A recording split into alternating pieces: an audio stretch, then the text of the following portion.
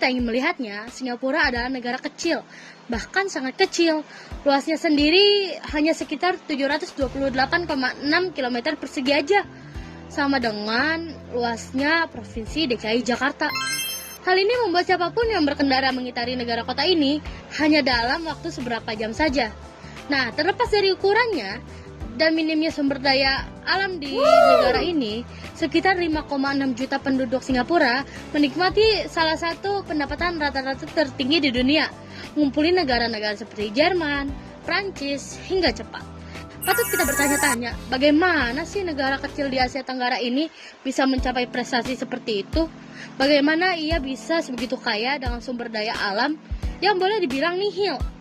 Nah, tayangan kami ini akan mengumpas semua rahasia di balik ekonomi Singapura.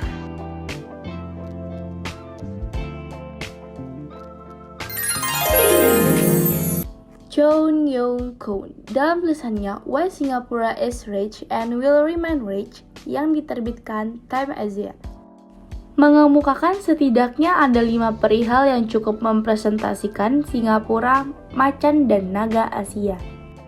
Geografi dan lingkungan, kebijakan politik yang stabil, sektor publik yang efisien, kompetensi lingkungan yang ramah bisnis, serta terakhir, kelangsungan hidup meskipun ada ketidaksetaraan.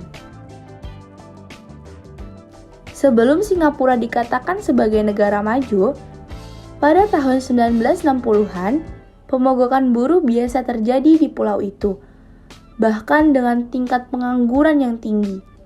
Selain itu, ada krisis perumahan, di mana negara ini menjadi rumah bagi tunawisma, sekaligus pemukiman kumuh terbesar di dunia. BBC dalam laporannya yang bertajuk Singapore at 50 From Swamp to Skyscrapers, kala itu disebut-sebut awal yang traumatis untuk kemerdekaan bangsa Singapura. Ya, banyak yang percaya Singapura tidak dapat bertahan hidup sendiri. Namun dengan harapan besar untuk masa depan, Singapura mulai membangun infrastruktur yang akan mengubah kota. Salah satu lembaga pemerintah Singapura di awal-awal berdirinya berfokus pada pembangunan perumahan umum yang terjangkau. Sementara hanya 9% saja dari populasi yang tinggal di perumahan umum pada medio 1960-an. Angka tersebut mencapai lebih dari 80% 1 tahun yang lalu. Pada saat yang sama, pemerintah menarik investasi asing melalui intensif pajak, pertumbuhan ekonomi, dan pengurangan pengangguran yang turun dari sekitar 14% pada tahun 1959 jadi 4,5% pada tahun 1970-an. Dekade selanjutnya semakin cerah bagi Singapura.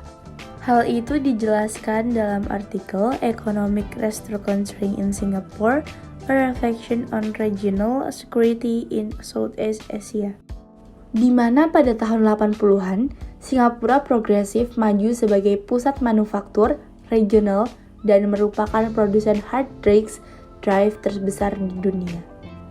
Nah, lihatlah pada tahun 1985, Singapura mengalami resesi pasca kemerdekaan pertamanya, yang mendorong pemerintah agar memperkenalkan langkah-langkah baru. Bahkan resep ekonomi inilah yang akan menjadikan rahasia di balik kesuksesan Singapura dalam ekonomi politik dan lain-lain. Lantaran kita tahu sekarang, aktivitas ekspor membantu menumbuhkan dan memperluas jaringan ekonomi. Dalam entitas, Singapura dinobatkan sebagai kota termahal di dunia yang mengungguli New York dan London. Hal itu disebabkan sebagian besar karena pajak kendaraan yang tinggi, menjadikannya tempat paling mahal di dunia untuk membeli dan mengendarai mobil. Namun yang menarik untuk urusan kesehatan hingga barang-barang rumah tangga, Singapura cenderung lebih murah daripada kota-kota besar. Banyak yang percaya Singapura kaya dalam hal PDB per kapita. Gaji bulanan rata-rata sendirinya menyentuh angka 3.270 dolar Amerika Serikat. Atau jika dirupiahkan mencapai kisaran 46,6 juta. Pemerintah Singapura mewajibkan sekitar 20% pendapatan warganya masuk ke rekening tabungan. Masyarakat pun dapat menggunakan akun tersebut untuk membayar tagihan medis, perumahan, bahkan pendidikan.